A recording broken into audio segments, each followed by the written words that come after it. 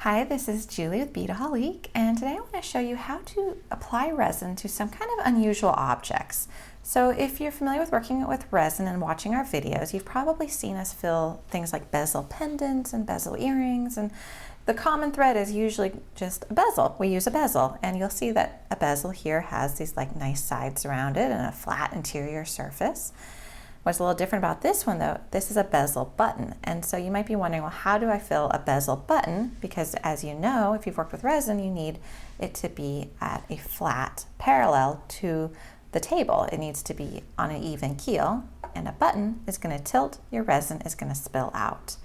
And same thing with these little discs here. I've often had people say, how do you apply resin to an object that doesn't have a bezel rim? How do you do it if it's just flat and it's just a straight edge? So I'm going to show you how to apply resin to both of these objects, which I've gotten some requests for. So let's begin. The first thing you're going to need is a box. I have a Beadaholique shipping box, but any box will work. Go ahead, tape it up, and then don't put it this way because it's uneven. You want it to go ahead and be on its side because that's a nice, fairly solid, I mean it tilts a little bit, but it's fairly solid surface. Then, if you're going to do a button, what you're going to do is you're going to take an object such as this pen, punch the surface of a box. And then what you've done is you've created a little cavity that you can put your button into, and suddenly you have a nice flat surface to pour the resin into. Now for these objects that have no bezel, here's a great tip from the Beadaholique customer service department. Actually, this is Jason's tip.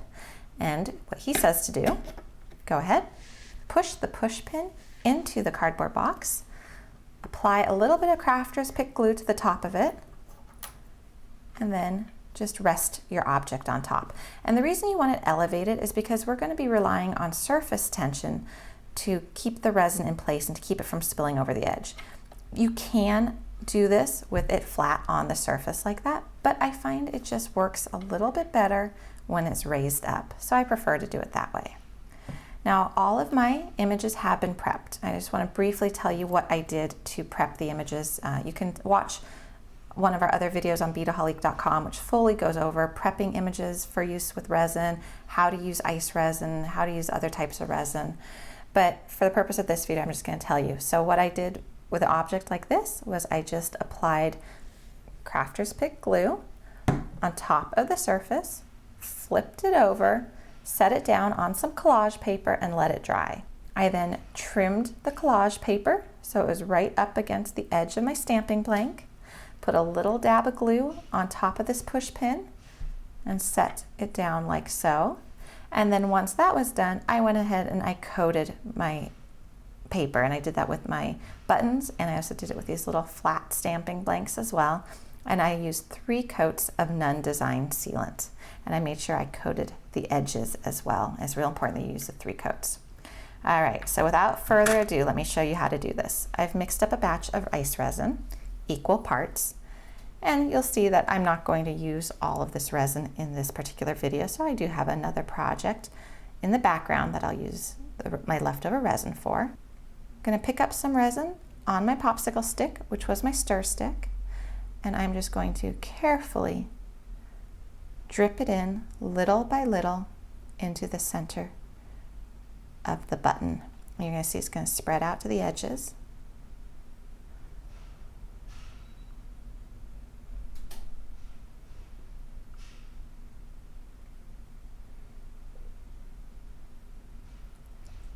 You're not going to be able to see me doing this, but I'm going to actually go ahead and hunker down and look at it from this way, so I'm eye level with it, to see if I need to add more.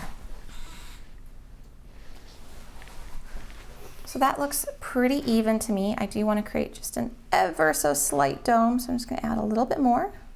And now I'm going to go to my next one and do the same.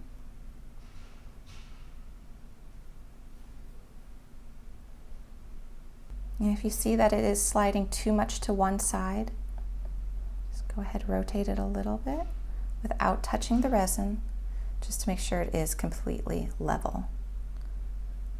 It can take a little finessing, but you'll get it. And I'm just going to add a little bit more.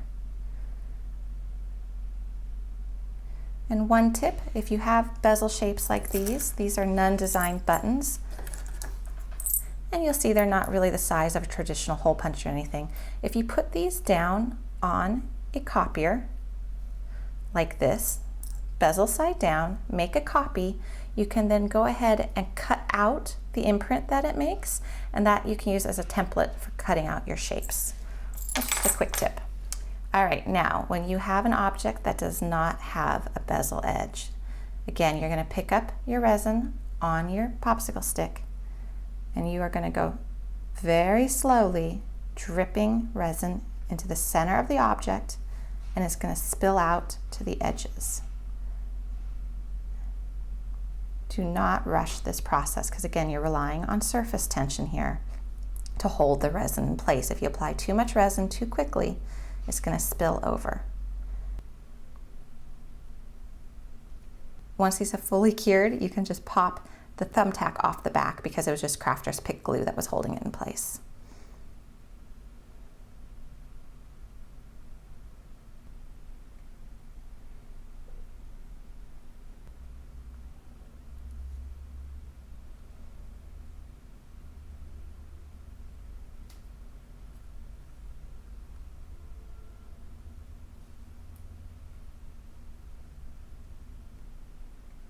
If you're ever unsure, like I'm unsure if I need to add more to this one, just pause for a moment, see how it spills out, hunker down, take that shot, take that view of it at eye level. And I am actually quite happy with those. So I'm going to stop. I'm going to go ahead and use all this leftover resin on another project because you cannot save mixed resin. So if you want a more detailed explanation of how to mix resin, how to use resin, how to prepare your images, definitely check out Beadaholique.com and all of our videos in our mixed media section on that topic.